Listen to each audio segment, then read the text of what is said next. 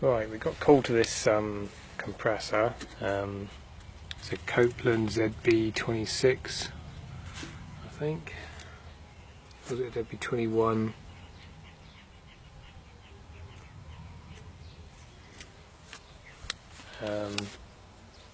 Complaint was it was tripping the breaker after the electricity board had done some upgrades to their power supply external to the farm, so it was the supply side of the meter rather than their own wiring. And it just wouldn't start. As soon as you put power to it, it would knock the breaker out, and the earth leakage strip would go out as well. And we've measured it. It's not got an earth fault on there, but when we tested it on site, the motor winding resistances didn't add up. So we've got, there we go, 1.35, sort of 1.35, 1.36 between common and run, and then we've got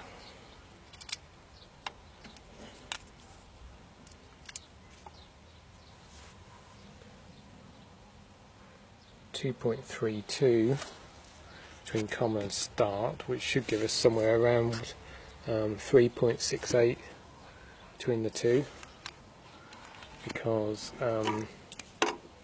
effectively you've got one winding between run and common and another winding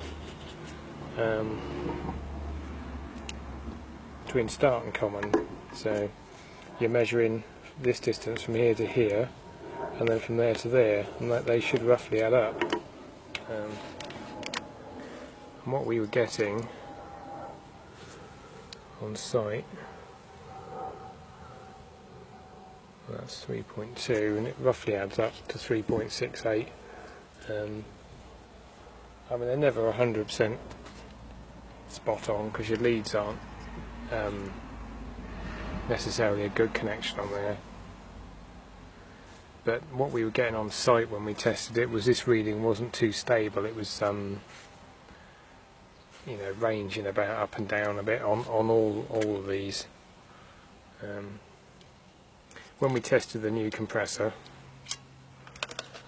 they all wound up nicely, like textbook, like you would expect.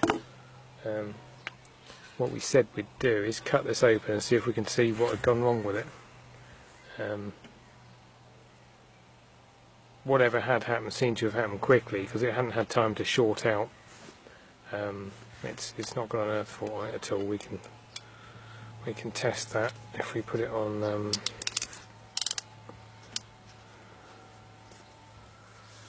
here. If we can do this, we've got one lead on there and one on the discharge connection.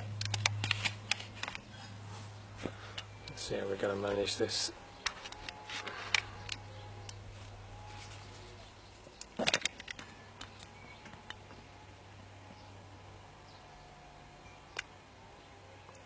Warning us we've got 1000 volts on there, and that is 1.182 gigaohms, so there's nothing wrong with that.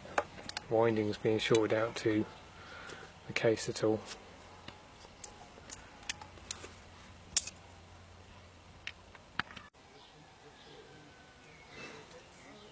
Well, that's the oil that's come out of there. It doesn't look too bad. It looks like it's had some fluorescent dye in the system at some time in the past. There's a paper in there. Mechanically, it looks very good. There's no wear on these parts really.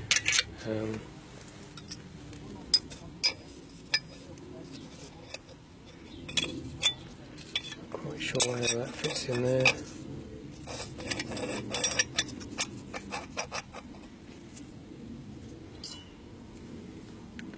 The scroll looks very good.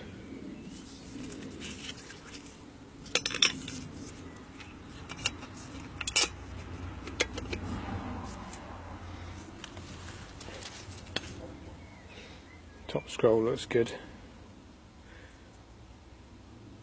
when these really wear, you see a little ridge on this bit here, and I can't really feel anything there with my fingernail. It's just discoloration.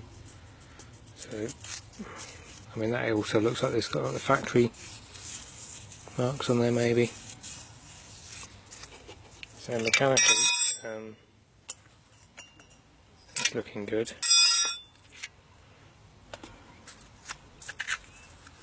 I can turn that over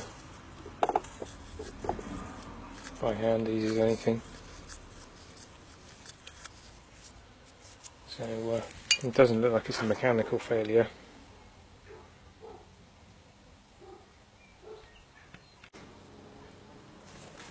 Right, we've got the that bit cut out now. That's got the that's not the main bearing really. Most of the loading is took on that, and that don't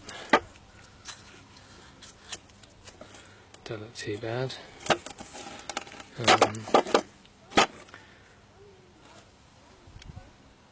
It's job to see the sun's going down here, but I've seen much worse than that. The windings don't look too bad. I mean, a lot of this is dust from the grinder.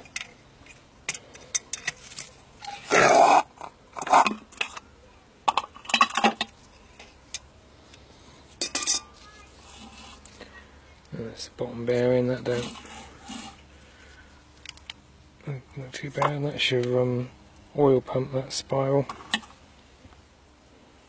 That's your little oil hole there for the top bearing.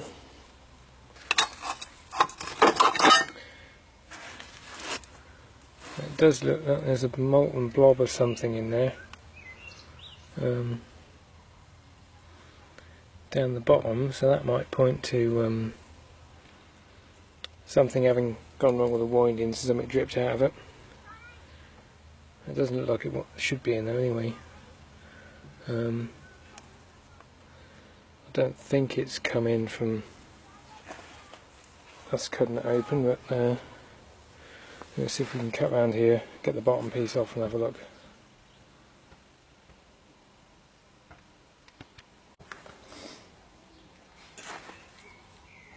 Right, well that's the little blob we saw sat in the sump. That bit snapped off as soon as I picked it up.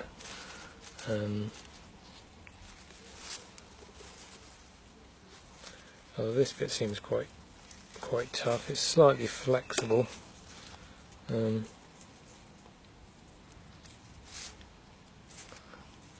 It's a bit like sort of tar or something like that, cold tar. I couldn't see anything really wrong with the windings, but when we really had a close look, there's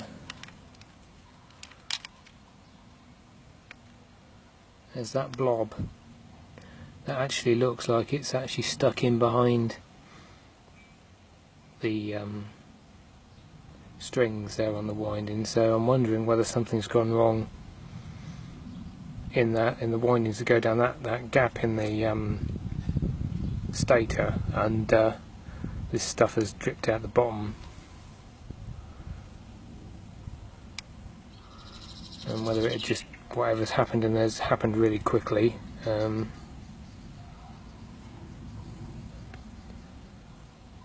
And I can't really see any discoloration or anything else in there. The rest of them seem okay. I don't know. So I don't know if that's I wouldn't have thought there'd be something they put in there in the manufacturer, especially if it's going to drip out.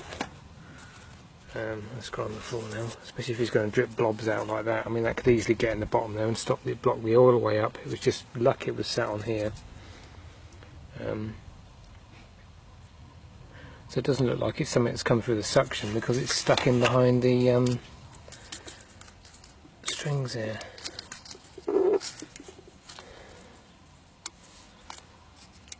These are still pretty tight, so I don't know.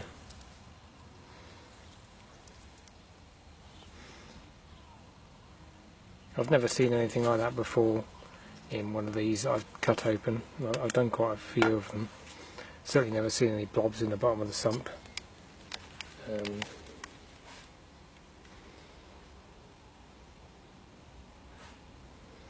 So it just looks like maybe it's had a short or something in this bundle of wires that went through there.